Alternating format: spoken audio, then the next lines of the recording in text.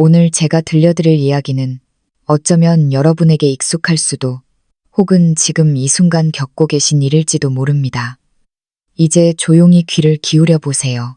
창밖엔 끈적이는 빗줄기가 방범창을 때리며 다다닥 소리를 냈다. 마치 수많은 작은 망치들이 내 마음을 두드려 불안하게 만드는 것 같았다. 잿빛 공기를 머금은 빗줄기는 유리창을 뿌옇게 흐려놓았고 건너편 아파트의 불빛조차 희미해 보였다.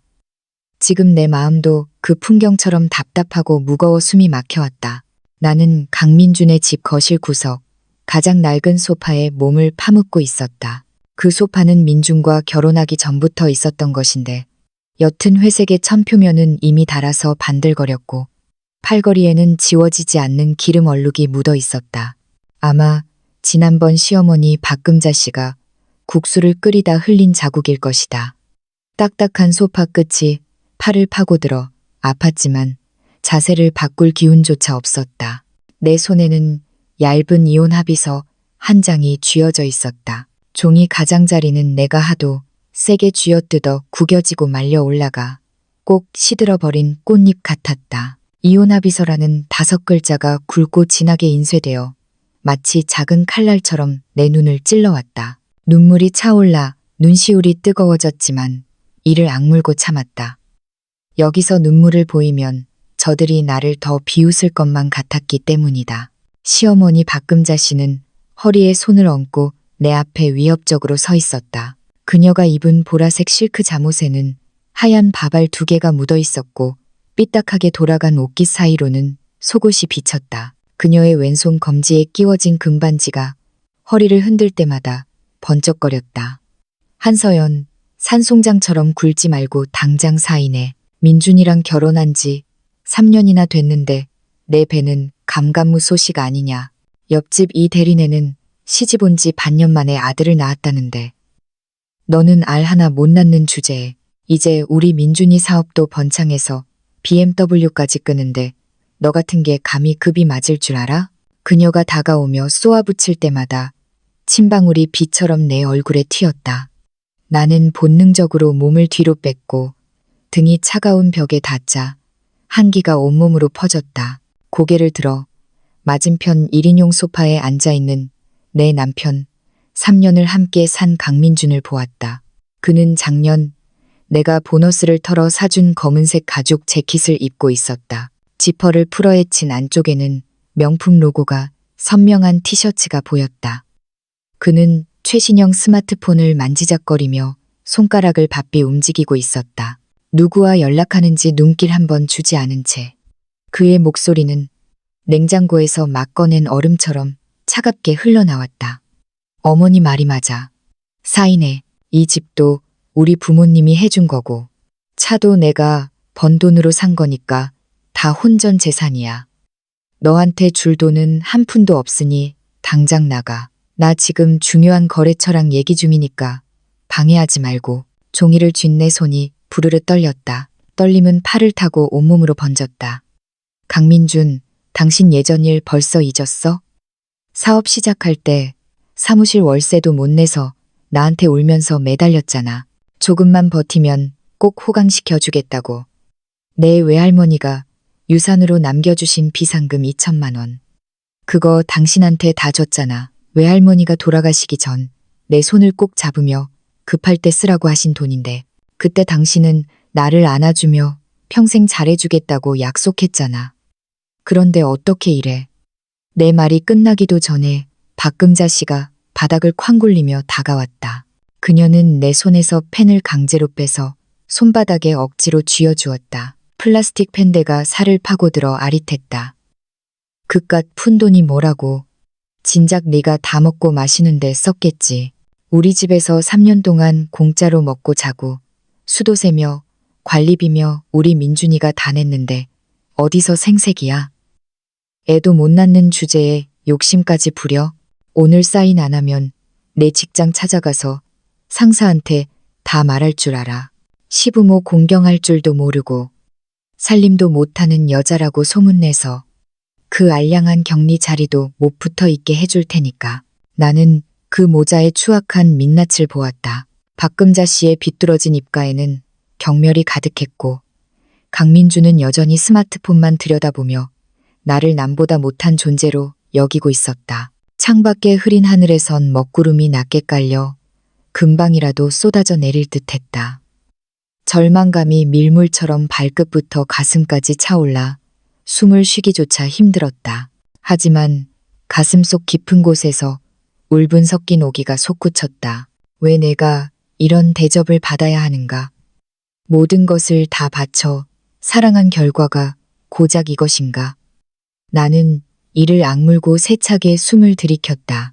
그리고 펜을 들어 서명란에 한 글자 한 글자 내 이름을 써내려갔다. 종이를 긁는 펜 소리가 마치 나 대신 우는 것 같았다. 사인을 마치고 펜을 탁자에 내던지자 펜은 몇 바퀴 굴러 강민준의 발치에 멈췄다. 나는 그의 뒤통수를 바라보며 나지막이 하지만 뼈가 시리도록 차갑게 비웃었다. 그 소리는 작았지만 나의 모든 원망이 담겨 있었다. 강민준, 기다려. 절대로 이렇게 끝나지 않을 거야. 말을 마친 나는 자리에서 일어났다. 박금자 씨의 침방울이 묻은 겉옷을 닦지도 않은 채 나는 꼿꼿이 고개를 들고 문 밖으로 향했다. 뒤에서 박금자 씨의 고함이 들려왔다. 나가면 다신 오지 마. 우리 집안엔 너 같은 불임 여자는 필요 없으니까. 나는 뒤도 돌아보지 않았다. 문을 열자마자 차가운 빗줄기가 얼굴에 쏟아졌고 그제야 나는 참았던 눈물을 터뜨릴 수 있었다. 손에는 외할머니가 쓰시던 낡은 하늘색 가방 하나뿐이었다. 귀퉁이가 다해져 하얀 솜이 삐져나온 가방을 작년에 손수천을 덧대어 수선했었지만 이제는 그 천마저 때가 타 있었다. 가방 안에는 옷 몇 벌과 비닐로 꽁꽁 싸둔 외할머니의 흑백 사진이 전부였다. 빗줄기는 그치지 않고 눈물과 섞여 입안으로 흘러들었다. 짜고도 비릿한 맛이었다. 나는 버스 정류장 광고판 아래 멍하니 서 있었다. 빗물에 젖어 불어터진 광고 속 웃는 얼굴들이 흉측해 보였다. 지나가는 차들이 튀긴 진흙탕 물이 내 바짓단을 적셨지만 닦아낼 생각조차 들지 않았다. 갈 곳이 없었다. 예전에는 힘들 때면 외할머니의 옛집으로 달려갔지만 그 집은 이미 강민준이 몰래 담보로 잡혀버린 뒤였다. 직장 기숙사도 퇴사한 지 오래였고 동료들에게 손을 내밀기도 비참했다. 나는 가방을 꼭 껴안은 채 세상에 버려진 아이처럼 떨고 있었다. 바로 그때 낮고 묵직한 엔진 소리가 들려왔다. 시끄러운 택시와는 차원이 다른 안정감 있는 소리였다. 칠흑같이 검은 롤스로이스 한 대가 내 앞에 멈춰섰다. 차체는 빗속에서도 거울처럼 빛났고 휠에 새겨진 로고조차 눈부셨다. 창문이 천천히 내려가고 정중한 신사가 모습을 드러냈다.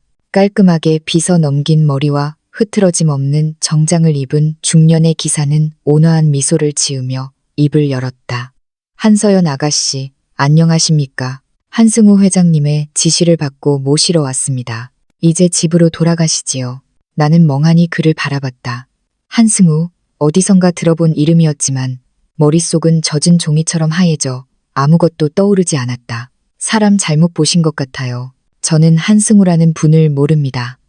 내 망설임에도 기사는 서두르지 않고 보조석에서 서류 봉투 하나를 꺼내 건넸다. 아가씨, 우선 이걸 보시죠. 회장님께서 말씀하셨습니다. 아가씨가 어릴 적 광장시장 입구 할머니네 호떡을 가장 좋아하셨다고요. 설탕과 깨를 듬뿍 넣고 갓 구워낸 뜨거운 호떡 말입니다. 아가씨가 지금 식사도 못하셨을 걸 알고 그 옛날 할머니 노점까지 사람을 보내 따끈한 호떡을 사서 차 안에서 기다리고 있었습니다. 그 말은 마치 내 마음 깊숙한 곳에 걸려있던 빗장을 여는 열쇠 같았다. 그것은 오직 외할머니와 나만이 아는 20년 전의 소중한 기억이었다. 외할머니는 방과 후면 항상 내 손을 잡고 시장 입구 고목나무 아래 노점에서 호떡을 사주셨다. 내 입가에 묻은 설탕을 닦아주며 우리 서연이는 욕심쟁이 꼬마네라며 웃으시던 그 기억. 외할머니가 돌아가신 뒤 누구에게도 말한 적 없는 비밀이었다. 강민준조차 모르는 일을 이 사람은 알고 있었다. 코끝이 찡해지며 눈물이 다시 솟구쳤다. 나는 반신반의하며 차에 올랐다. 기사는 내가 머리를 부딪히지 않게 손으로 차문 윗부분을 가려주며 조심스레 나를 맞이했다. 차 안은 은은한 침향 냄새와 함께 훈훈한 온기가 감돌았다. 보조석에는 정말로 금방 산 듯 김이 서린 호떡 봉투가 놓여 있었다. 그때 기사의 휴대전화가 울렸다. 그는 두 손으로 조심스럽게 전화를 내게 건넸다. 회장님이십니다. 전화를 받자 수화기 너머로 따뜻하면서도 애틋한 목소리가 들려왔다. 봄날의 햇살처럼 포근하지만 그 안에는 깊은 통증과 미안함이 서려 있었다. 서연아, 이 아빠가 미안하다. 네가 3살 때 유치원 앞에서 너를 잃어버리고 20년이 넘도록 전국을 헤매고 다녔단다. 너와 닮은 아이가 있다는 소식만 들리면 어디든 달려갔지만 매번 빈손이었어. 내 곁에서 너를 지켜주지 못해 그 고생을 시켰으니 다 이 못난 아비 죄다. 나는 손에 든 호떡을 놓칠 뻔했다. 아빠, 정말 제 아빠 맞으세요? 꿈은 아니죠. 외할머니는 부모님이 나를 버렸다고 하셨는데 바보 같은 녀석, 아빠가 너를 왜 버리겠니? 내 엄마는 너를 잃고 눈이 짓무르도록 울다가 작년에 세상을 떠나면서도 내 베네쩌고리를 꼭 쥐고 있었단다. 서연이가 돌아오면 이걸 보여줘야 한다면서. 나는 한성그룹의 한승우다. 지난달에야 사설 탐정을 통해 내 소식을 들었다. 그 집에서 네가 구박받고 있다는 말을 듣고 당장 데려오라고 지시했지. 감히 우리 딸을 괴롭히다니 아빠가 절대로 가만두지 않으마. 이제부터 내 운명은 이 아빠가 바꿀 거다. 누구도 너를 건드리지 못하게 하마. 전화를 끊고 나는 기사가 건네준 호떡을 한 입 베어 물었다. 어릴 적 그 맛 그대로였다. 달콤한 설탕과 고소한 깨가 입안 가득 퍼지자 참아왔던 서러움이 녹아내리는 듯했다. 차는 도심을 가로질러 달렸고 창밖으론 비가 잦아들며 붉은 노을이 조금씩 얼굴을 내밀고 있었다. 내 마음속에도 작은 태양이 떠오르는 것 같았다. 차는 울창한 가로수 길을 지나 웅장한 대저택 앞에 멈췄다. 입구에는 정복을 입은 보안 요원들이 서 있었고 정원에는 푸른 석판이 깔려 있었다. 대리석으로 장식된 하얀 저택은 강민준의 집과는 비교조차 할 수 없을 만큼 화려했다. 집 안으로 들어서자 거대하고 눈부신 크리스털 샹들리에가 거실을 환하게 비추고 있었다. 중산복 차림의 한 신사가 눈시울을 붉히며 다가와 내 손을 꽉 잡았다. 내 딸 서연아, 드디어 찾았구나. 그의 손은 따뜻했고 손바닥에 굳은 살은 오랜 세월 펜을 잡고 고군분투해온 경영자의 훈장 같았다. 그는 나를 소파에 앉히고 따뜻한 우유에 꿀을 타서 건넸다. 어서 마시렴. 비를 맞았으니 감기 걸리면 안 된다. 그동안 그 집에서 어떤 수모를 겪었는지 아빠한테 다 말해주렴. 아빠가 다 듣고 있다. 나는 따뜻한 우유 잔을 두 손으로 감싸쥐고 그동안의 일들을 털어놓았다. 새벽 5시부터 일어나 아침상을 차려야 했던 일, 게으르다며 쏟아지던 폭언들, 할머니의 유산을 가로채고도 당연하게 여기던 강민준의 태도, 그리고 이혼하던 날 할머니의 사진을 바닥에 내던지며 모욕하던 박금자 씨의 모습까지. 이야기를 할수록 눈물은 다시 뺨을 타고 흘러 우유 잔 속으로 떨어졌다. 아빠의 얼굴은 점점 굳어졌다. 온화하던 눈빛은 어느새 서슬퍼런 칼날처럼 날카로워졌다. 그는 탁자를 콱 내리쳤다. 너무하구나. 감히 한승우의 딸을 그토록 비참하게 만들다니. 죽은 어른의 사진까지 모욕해. 그들의 오만함이 하늘을 찌르는구나. 아빠는 즉시 전화기를 들어 비서에게 명령을 내렸다. 최 비서, 지금 당장 2가지 일을 처리해. 일분도 지체하지 마라. 첫째, 우리가 강철건설에 투자한 1천억 원을 즉시 회수해. 그쪽 재무사정이 어떻든 상관없다. 오늘 안으로 전액 회수해라. 못하면 자네 자리는 없을 줄 알아. 둘째, 그들과 진행 중인 모든 협력 사업을 전면 중단해. 공문서를 작성해서 강철건수 사장에게 직접 전달하고 사인을 받아내. 그리고 우리와 거래하는 모든 협력사에 알려라. 한성그룹과 계속 사업하고 싶다면 3일 안에 강신의 지방과 모든 연을 끊으라고, 아니면 우리 리스트에서 영구 제명하겠다고 전해. 전화를 끊은 아빠는 나를 넓은 품으로 안아주었다. 어릴 적 할머니의 품처럼 포근하고 안전한 품이었다. 걱정하지 마라, 서연아. 아빠가 네 원수를 갚아주마. 우리 도움으로 일어선 집구석이 우리 딸을 괴롭혀. 그들을 다시 밑바닥으로 돌려보내주마. 그 시각 강신의 집 거실은 잔치 분위기였다. 민준의 아버지 강철수 씨는 사업 파트너들을 불러 거창한 술상을 차려놓고 허세를 부리고 있었다. 여러분, 한성그룹과의 협력이 더 확대될 예정입니다. 조만간 신도시 건설 자재, 공급권만 따내면 우리 모두 수십억씩 만지는 건 시간 문제예요. 강민주는 옆에서 내연녀인 이혜리에게 조금만 기다려. 이제 곧 큰돈 들어온다며 문자를 보내고 있었고, 박금자 씨는 싱글벙글 웃으며 술을 나르고 있었다. 그때 강철수 씨의 휴대전화가 울렸다. 여보세요. 오비서, 한성에서 돈 입금됐나? 거봐, 대기업은 떼먹지 않는다니까. 뭐라고? 강철수 씨의 얼굴이 순식간에 흑빛으로 변하며 손에 든 술잔이 바닥에 떨어져 박살났다. 말도 안 돼. 한성그룹이 투자금을 회수한다고?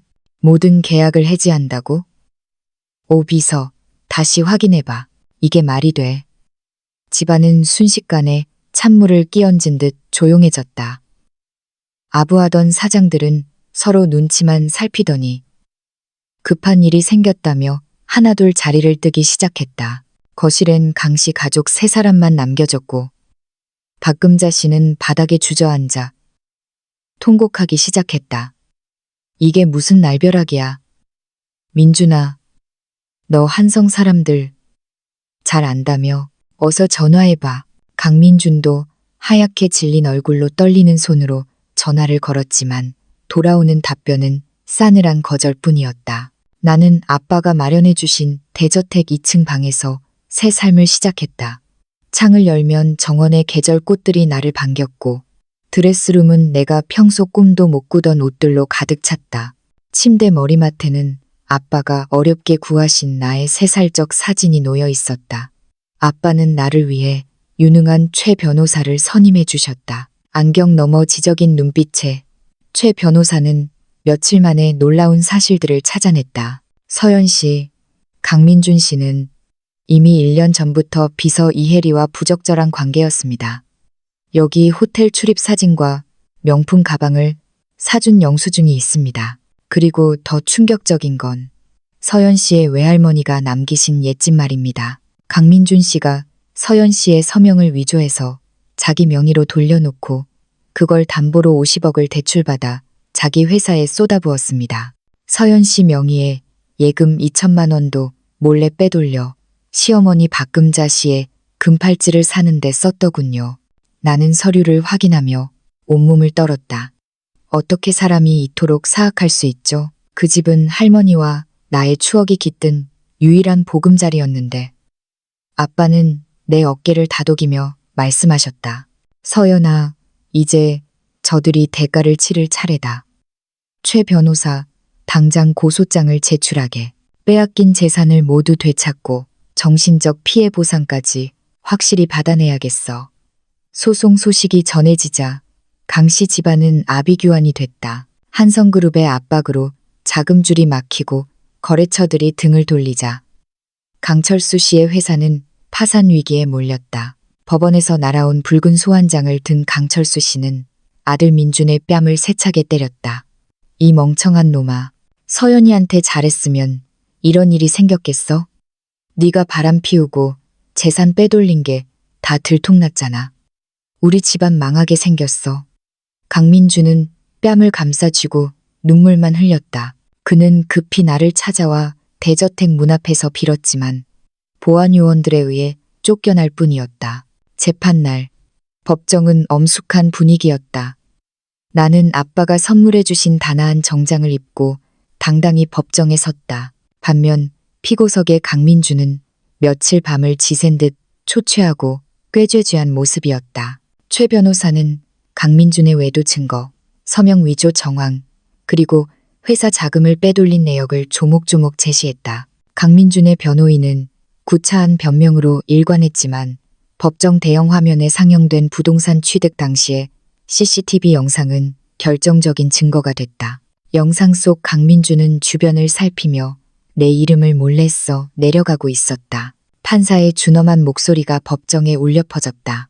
피고 강민준은 혼인 기간 중 배우자의 서명을 위조하여 재산을 편취하고 부정행위를 저질렀음이 명백하다. 이에 따라 원고에게 부동산 소유권을 즉시 이전하고 편취한 26억 원과 정신적 위자료 5억 원을 배상할 것을 판결한다. 또한 탈세 및 서명 위조 건에 대해서는 별도의 형사 처벌 절차를 진행하겠다. 재판이 끝난 뒤 강민준의 내연녀 이혜리는 그의 돈을 챙겨 야반도주했고 그를 형님이라 부르던 사업가들은 앞다투어 강민준의 범죄를 증언하며 등을 돌렸다. 결국 강철수 씨의 회사는 최종 부도 처리되었고 강 씨 일가는 살던 집에서 쫓겨나고 말았다. 강철수 씨와 강민준은 탈세 및 사기 혐의로 징역형을 선고받아 차가운 감옥으로 향했다. 박금자 씨는 남편과 아들을 감옥에 보내고 빈털터리가 되어 도시 변두리에 좁고 어두운 단칸방으로 스며들었다. 어느 날 나는 아빠의 사업을 도우려 교회 부지를 살피러 갔다가 쓰레기통을 뒤지는 한 노파를 보았다. 낡고 해진 옷차림에 헝클어진 머리, 깊게 패인 주름. 그녀는 바로 박금자 씨였다. 그녀의 손엔 빈병 몇 개가 담긴 자루가 들려 있었다. 바람이 불자 그녀는 마른 기침을 하며 몸을 웅크렸다. 실수로 자루가 터져 병들이 굴러가자 그녀는 굽은 허리를 간신히 숙여 병을 줍고 있었다. 고개를 든 그녀가 나와 눈이 마주쳤다. 그녀는 소스라치게 놀라 쓰레기통 뒤로 몸을 숨기려 했다. 나는 다가가 지갑에서 5만 원권 몇 장을 꺼내 그녀의 손에 쥐어주었다. 아주머니, 이제 남의 것 탐내지 말고 남은 삶이라도 정직하게 사세요. 예전 일은 다 지나갔습니다. 그녀는 떨리는 손으로 돈을 받으며 울음을 터뜨렸다. 서연아, 우리가 정말 잘못했다. 눈이 멀어서 너를 몰라봤어. 정말 미안하다. 나는 말없이 돌아섰다. 용서해서가 아니라 더 이상 그들에게 내 감정을 낭비하고 싶지 않았기 때문이다. 그 후 나는 아빠의 전폭적인 지원 아래 서연의 집이라는 여성 쉼터 및 상담 센터를 설립했다. 나처럼 혼인관계에서 고통받는 여성들을 위해 법률적 조언과 심리치료를 제공하는 곳이었다. 매일같이 많은 이들이 찾아와 눈물을 흘리며 고통을 호소했고 나는 그들의 손을 잡으며 함께 싸웠다. 한 아주머니는 10년간 가정폭력에 시달리다 우리 센터의 도움으로 이혼하고 새 삶을 찾았다며 감사의 인사를 전해왔다. 그럴 때마다 나는 내 삶의 의미를 다시금 확인하곤 했다. 또한 나는 아빠의 회사에서 여성용품 개발 부서를 맡아 큰 성과를 거두었다. 실제 여성들의 니즈를 반영한 제품들은 시장에서 폭발적인 반응을 얻었고 나는 성공한 기업인으로서 당당히 홀로 서기에 성공했다. 매년 열리는 상공인 자선 파티날 나는 한성그룹의 대표이자 서연의 집 설립자로서 연단에 올랐다. 화려한 조명 아래 나를 우러러보는 수많은 시선 앞에서 나는 당당하게 연설했다. 저는 한때 절망의 끝에 서 있었습니다. 하지만 나 자신을 믿고 용기를 냈기에 오늘 이 자리에 설 수 있었습니다. 여러분, 우리는 결코 약자가 아닙니다. 스스로를 사랑하고 권리를 지킬 힘이 우리 안에 있습니다. 연설을 마치자 우레와 같은 박수갈채가 쏟아졌고 객석 맨 앞줄에 앉아 계시던 아빠는 눈시울을 붉히며 나를 향해 엄지손가락을 치켜 세우셨다. 창밖의 별빛이 유난히 밝은 밤이었다. 낡은 소파에서 떨며 눈물 짓던 한서연은 이제 없었다. 나는 나를 아끼고 아빠를 사랑하며 더 나은 미래를 향해 계속해서 걸어 나갈 것이다. 비 온 뒤 땅이 굳어지듯 나의 삶은 이제 그 어떤 풍파에도 흔들리지 않을 만큼 단단해졌으니까요. 다음 단계로 제가 무엇을 도와드릴까요? 이 감동적인 이야기를 바탕으로 서연의 집에서 일어나는 또 다른 여성들의 치유 에피소드를 구상해 드릴까요? 아니면 이 이야기를 라디오 드라마 대본 형식으로 더 생동감 있게 각색해 드릴까요?